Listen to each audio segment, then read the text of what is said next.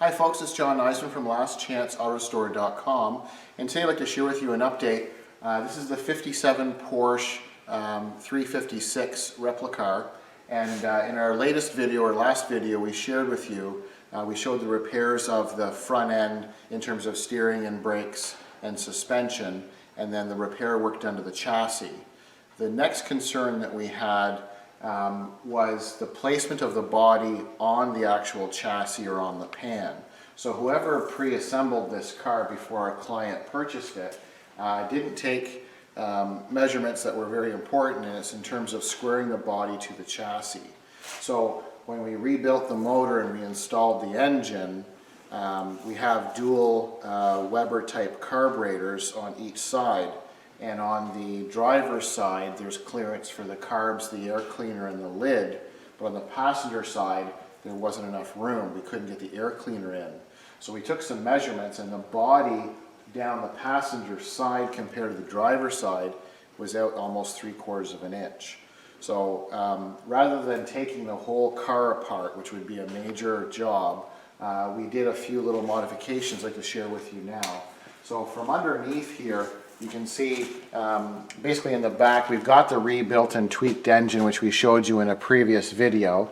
So we've got everything is quite nice. It's all rebuilt and it's broken. The engine is broken in and everything is quite happy with the motor and the upgraded clutch and all of those details. But we had a concern with the body, so I think the camera can pick it up. If I shine the light over here on the inner wheel well, so we're in the back passenger section.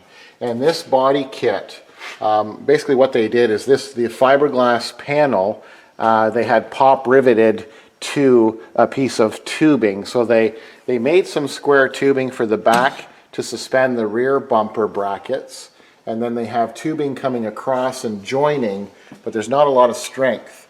And this tube, you can see where it's been re-welded. We haven't cleaned this up yet, but we just wanted to show as the process continues, the long tube that's coming up to meet this next section obviously wasn't measured correctly, and they had it in the wrong location.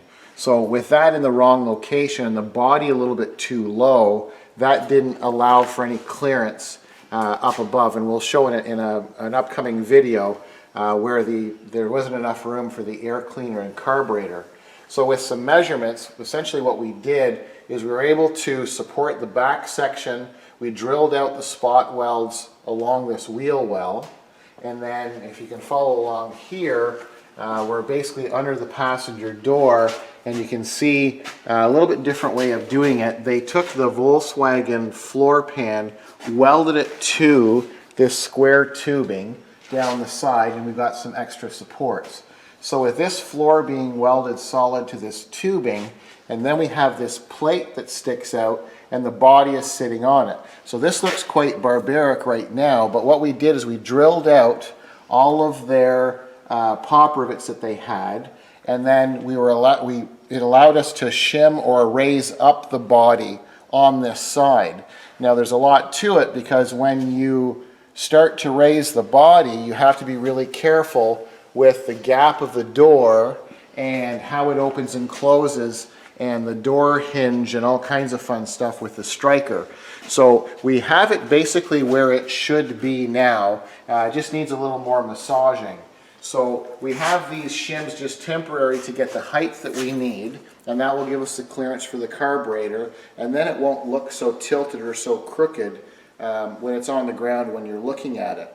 And then if you lift the engine bay up, when our client goes to show off his rebuilt engine and how much more power it has, it'll look aesthetically correct, because we're going to have obviously the air cleaners and covers on both sides of the engine bay. So we still have a little bit of work to do under here, because we'll grind those welds smooth, and we're going to reinforce this tubing because there is a little bit of flexing, and then we'll put the rest of the pop rivets in on both driver and passenger side.